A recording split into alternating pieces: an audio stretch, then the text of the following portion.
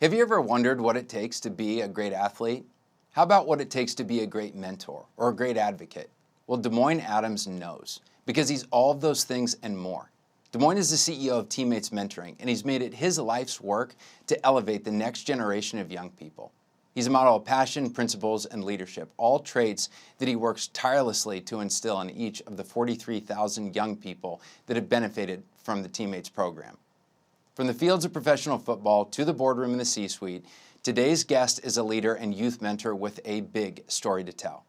I hope you get as much inspiration from his words as I did.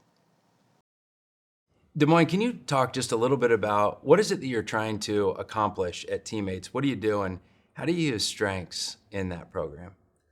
You know, I lead with Futuristic, Significance, Individualization, Strategic, as well as Relator.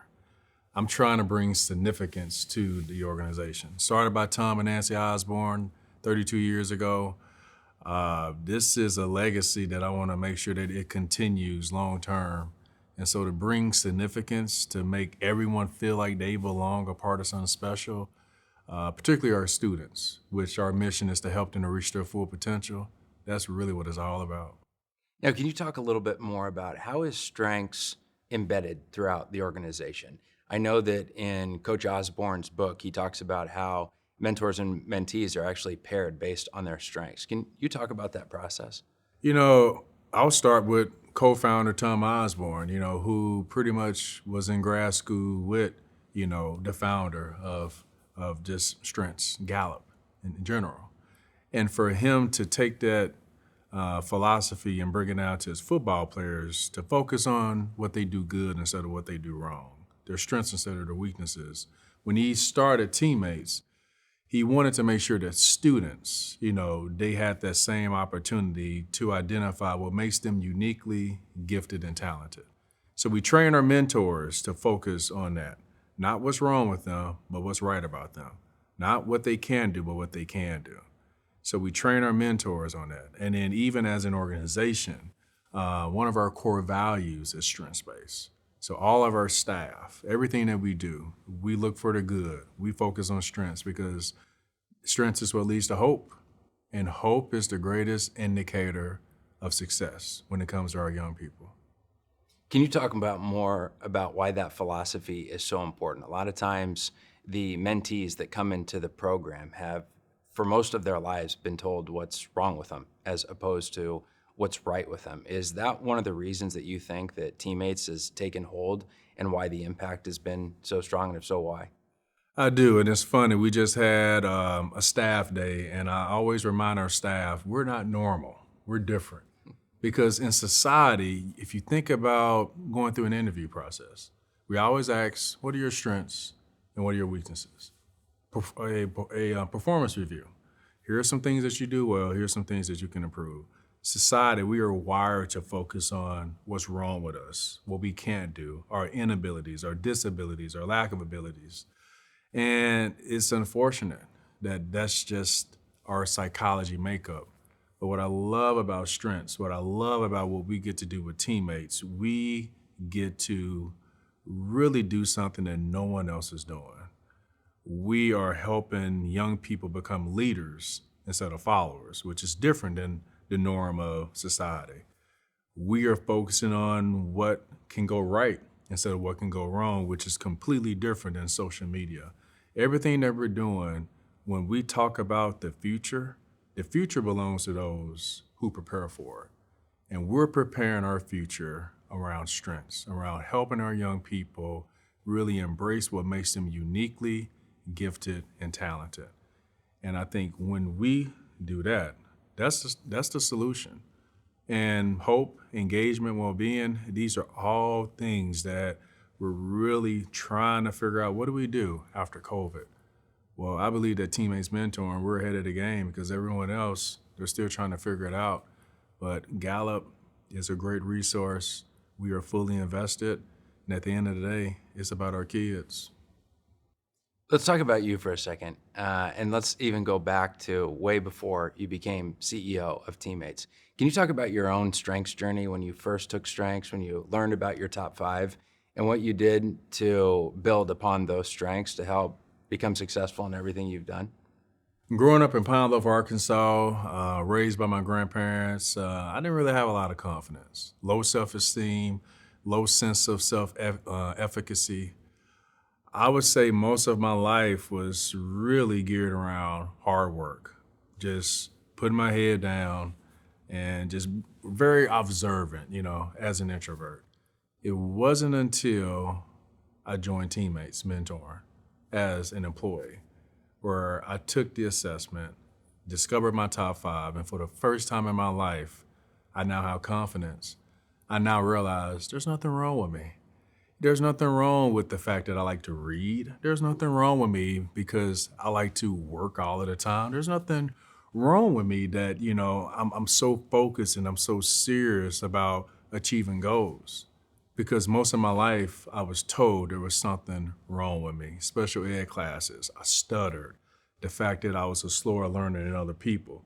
But for the first time in my life, here is a tool that's helping me to really embrace something that I've never embraced before, and that's DeMoine Adams. I would say that is when I became DeMoine Adams, and I'm only becoming more extraordinary by the minute, by the hour, by the day, because I take ownership in who I am. Which in your top 5 helped you accelerate? You've now mentioned learner, you've talked about achiever, you even mentioned significance as one of the things, is a strength that not only you used for yourself, but a way that you tried to amplify the success of Teammates. But which ones in the beginning do you feel like really helped you grow as a leader? I would say my achiever, my focus, and my discipline. Because I was always told, you're not smart, you're too small, you're not good enough. And something deep inside, I don't know if it's the drive, the tenacity, the grit, I would just outwork folks. And keep in mind, I tell myself I didn't have confidence, but maybe it was that chip, to prove people wrong. So to be a kid from Pine Bluff, Arkansas, no parents who have graduated from a 4-year school, to go to a D1 school, being told that you're undersized, all of these other defensive ends are taller, bigger, stronger, faster than me, but to be a 3-year starter, black shirt, lead the team in sacks, honorable mention, all Big 12, second team academic All-American. I mean, how do you explain that? I explain it because my achiever, my focus, my discipline, doing the same things again and again and again. Good is not good enough. Great is not great enough. Striving for excellence, going above and beyond. It's something scary about achiever. And I would say I am the man who I am today. I'm the professional who I am today because of me being able to use my strengths in a way that pretty much has allowed me to be in this leadership position today. You and I have talked about the fact that you're an introvert, yet you give speeches all over. You get flown places to give speeches. And you just mentioned communication are your 33 and 34. What's driving that? I would say my significance. And significance can be interpreted in different ways, of course, but for me, the way that significance looks on me, I like to bring significance to people. I like to bring it to communities. So when given an opportunity to motivate others, to inspire others, I'm bringing significance. I'm making other people feel valued. I'm helping them to get to one place to another place. Just going back to when I first took the assessment, my whole life I made excuses. My whole life I didn't like to be around people. I would say, I'm social anxiety, and I think anxiety is a real thing. But I'm just thinking, what if I would have been exposed to strengths in high school, which we are doing through Teammates Mentoring. We are exposing students at an early age. I'm expecting them to be a whole lot better than me once they get older. But significance achiever, when I'm truly passionate about something, I'm gonna find a way to make it happen. And that's what I've been doing for the last 12, 13, 15 years when I know I'm on pretty much center stage. And it's kind of going back to football. To play in front of 90,000 fans, like you really have to turn up your significance and you have to be extraordinary. You have to do the impossible. And I guess I was doing it at that time, but now I'm more conscious of it. Now I own it. And now when I get on the stage, I don't use being an introvert as an excuse. But on a Friday night, John, then I am using it as an excuse because introverts, they do need to recharge. Amen to that. Yeah. Now, you talked about the use of your individualization, and people with individualization have an unbelievable ability to understand someone. We consider it a relationship theme, but sometimes I would personally consider it a thinking theme because it's almost taking this deep sort of interest in a human being. Mm-hmm. Did you ever have a time where you felt like your individualization was really struggling to understand someone, and it was really a growth moment for your individualization to say, I couldn't understand this person, and finally I did? And if so, what was that? I think my learner helps me to somewhat put myself into other people's shoes. I wouldn't say I've struggled or maybe had challenges of understanding someone with that strength. As an African American, I feel like, that journey puts me in other people's shoes, whether I like it or not. And I would say that probably has given me an advantage over other people because it allows me to diversify myself. When I'm out in Western Nebraska or if I'm out in South Dakota, I know how to wear a suit or I know how to wear a cowboy hat. So I think the learner in me, the individualization on top of just other natural characteristics such as being an introvert, allowing me to really analyze people, a situation, pay close attention, and then adapt. Not a lot of people can do that. And I think what serves me well in this position is that leaders don't create followers. Leaders create leaders. And that's what I try to do with my staff. That's what I try to do with all of our 200 plus program coordinators, our 9,000 plus mentors and mentees. We're all about leadership. But leadership is about one word, influence. How do you make people feel? What impact are you providing? How do you want your legacy to be? And that, for me, is when I'm no longer here, I want people to talk about the impact that I had on them, their communities, and their future. And how about individualization? Is that something that you carried with you on the football field, and if so, how? I would say when it came to the trust of my teammates, knowing that, we all had a role. We all had different personalities. We all brought different, I would say, talents to the table. But for us to trust one another, that comes through building a relationship. That comes from getting to know your teammates. And so at the time, I didn't know what Gallup's strength that was. But when you build a relationship and you get to know someone, that leads to trust. And when you have trust, and just talk about being able to do something without even thinking about whether the man on the left of you or the man on the right of you, if they're going to do their job. So we did amazing things as a Nebraska football team. Those are the years when people say, what was your best football team that you've ever played on, including NFL? It'll be the Huskers. Because taking the time to build those relationships and use that individualization, which I didn't realize I was using at that time, and to have people to trust in me. Talk about team, a championship team. And that's what I'm trying to bring to teammates. I don't want to just be a team. I want us to be a championship team. If someone leaves teammates, they're leaving teammates to become a leader. They're leaving teammates to get a promotion. They're going to leave and they're going to cry because the culture that we created 89% engaged culture, by the way, which is a lot higher than a national average of less than 40%. It's because we're creating something special. And it goes back to what Coach Osborne created at Nebraska football. Now, with your Futuristic, what does the future of teammates look like? We're going to serve more students. We're currently serving 9,300 students. Every year, we should grow that by 1,000. So in 10 years, we should be serving close to 20,000 students.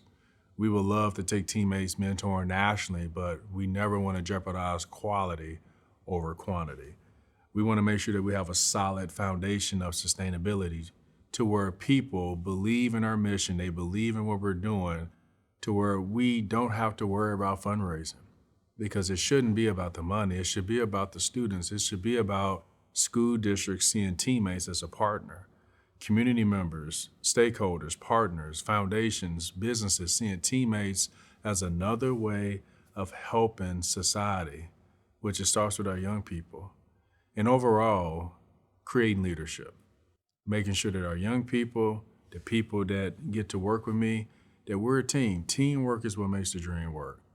And I want to make sure that how I use my leadership to influence others, to bring significance into small towns like Hershey, Nebraska, or into large towns like Lincoln, Nebraska. Wherever teammates mentoring is, we want to make sure that we are bringing hope and we are turning the impossible to possible. Because I go back to my story.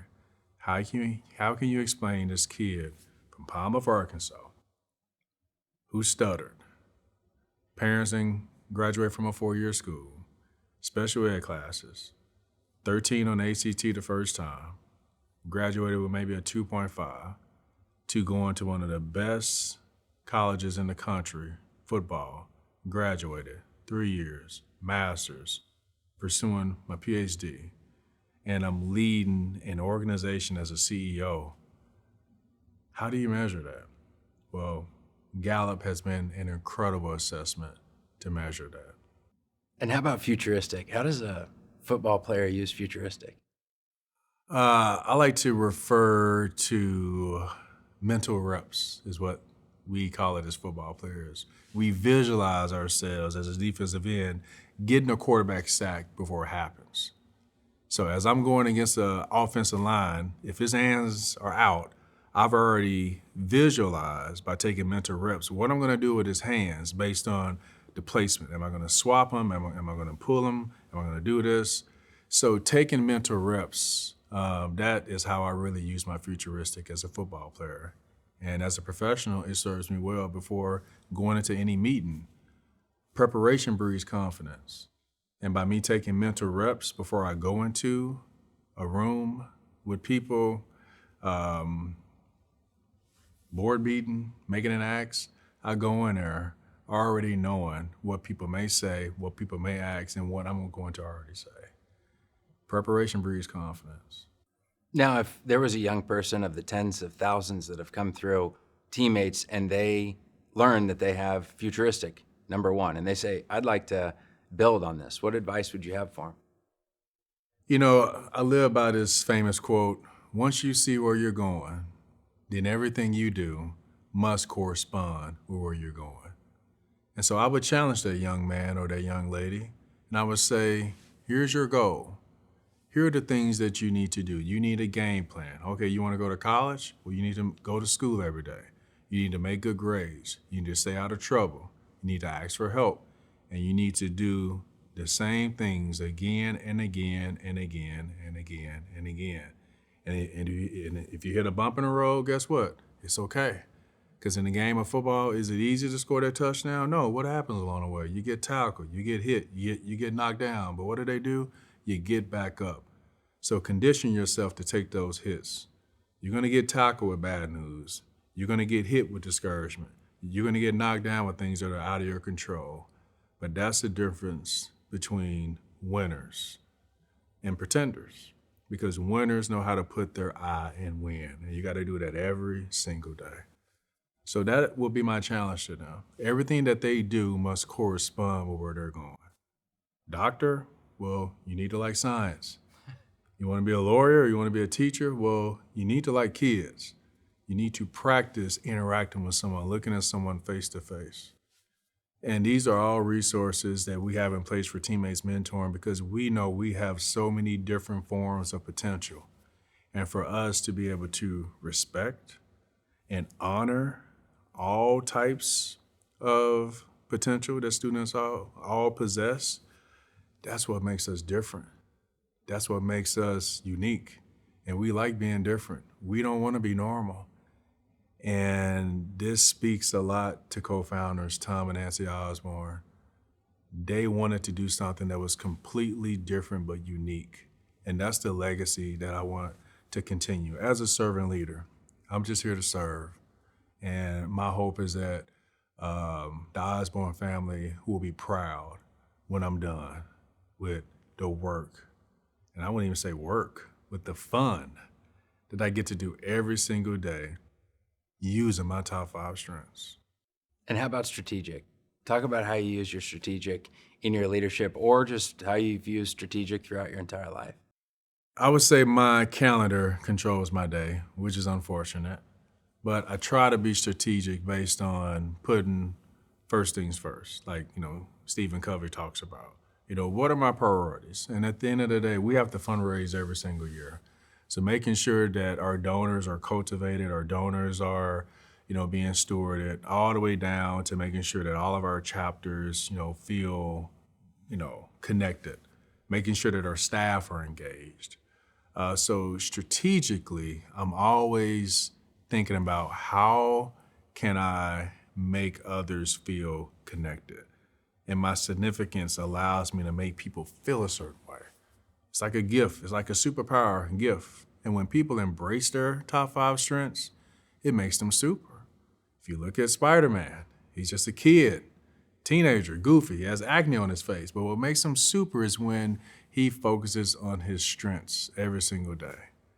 So for me, my strategic, I'm able to really get to know people with my Relator, with my individualization. I know exactly how to meet them where they're at. I know exactly areas that maybe they can improve in, but instead of focusing on what's wrong, how can I help them focus on what's right? That's why our theme is we focus on quality, not quantity, because we never want anyone feeling like they're doing anything wrong. So my strategic really allows me to assess a situation, assess a person, assess my day, and what pivots do I need to make? What changes do I need to make to keep those priorities priority? It may involve some cancellations, but if I've been trying to meet with a donor for months and I get a call and they can only meet at this time frame, I gotta be very strategic to where I gotta move stuff around and my priority list. I gotta make sure that I'm always strategizing because, it's important. It is important. Now, how do you use the strengths of others as a CEO within teammates? Can you talk more about that? That's when I use my maximizer and I help them to maximize their discipline, maximize, their strengths, and really keep them focused and helping them to take ownership. Now, this is what you did last year, but how can we improve on that? It's kind of like the hustlers like to say, day by day, getting better and better. Team that can't be beat won't be beat. So we're all about improving. Now, I never force my top 5 strengths on other people, but when I look at their top 5 strengths, I want to make sure that they fully know them. There's the balcony and there's the basement. How can you always be here? How can you always, give your best effort? How can you grow? How can you continue to get bigger, better, and stronger? Playing football for 20 years of my life since the age of 8, the more you work out, the more you stay in shape. Sometimes you keep getting stronger, you keep getting bigger, but every day you have to continue to work on your strengths. You have to use them, otherwise you will lose them. And so I'm constantly, our conversations, very strengths-based. Our staff days, strengths-based. Our emails, we have our top 5 strengths in our signature. We have a chart that lists everyone's top 5 strengths. It helps us to be inclusive. It helps us to be strengths-based. It helps us to be committed to what we signed up to be, and that's to serve students. But ultimately, we cannot be teammates if we aren't acting like teammates. And so helping them to make sure that I know your colleagues' strengths are different, but get to know what makes them uniquely gifted and talented. Get to know what makes them a part of this team, how they contribute. We're all here for one purpose, one goal, one mission, one uniform. We may not be in uniform, but we need to be in uniform with our effort and our attitude. And that's what I stress.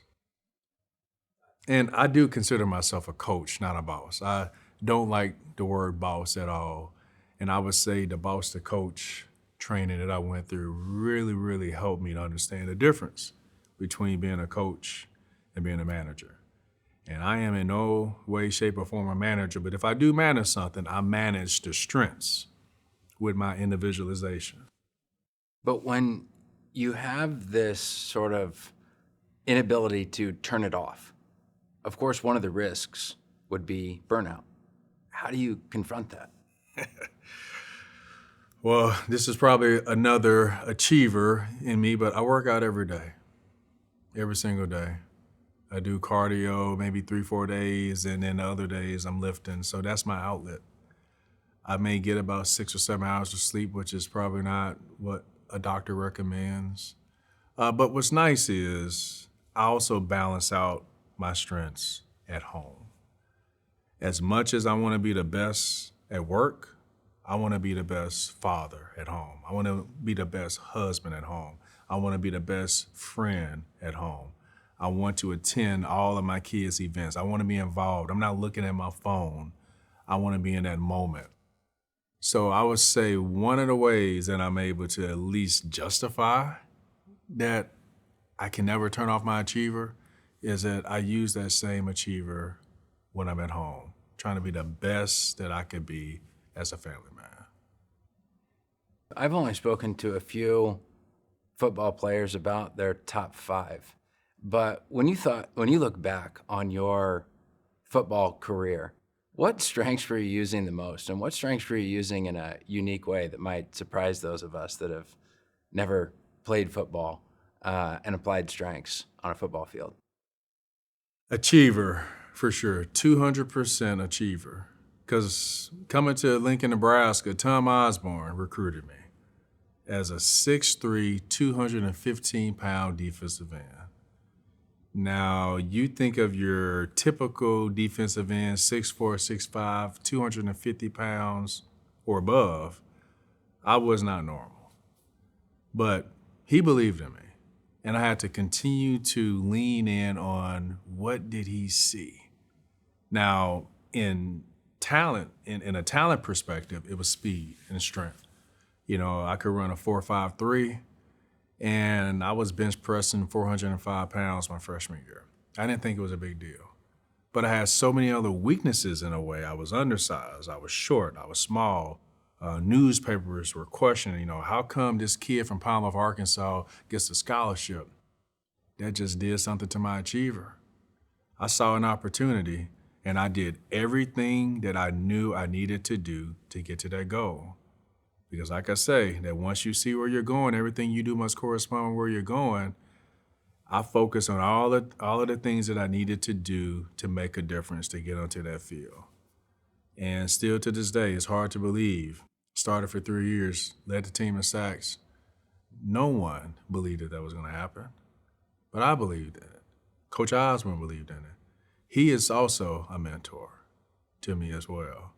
So achiever is a dangerous strength, because who can stop you?